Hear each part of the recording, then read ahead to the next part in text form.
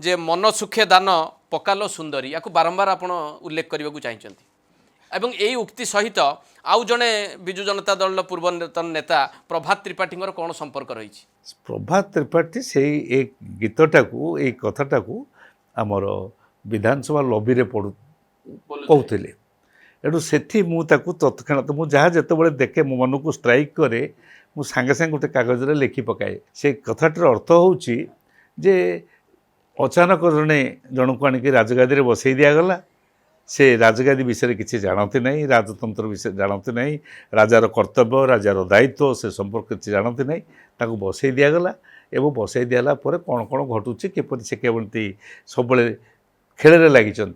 से गोटे अत्यंत शौकीन व्यवस्था अच्छा मुझे स्पष्ट भाव में पंचानन बाबू आपको पचारे जो कथाटी आप लिखिंट इटा नवीन पट्टनायक को देखा आप भावी ना तो जे से जो राजा कथा कहते ये नवीन पट्टनायक भली बा नवीन पट्टनायक आभिमुख्य से राजा आभिमुख्य सहित मिसी जाइए समस्त भीतर गोटे धारणा है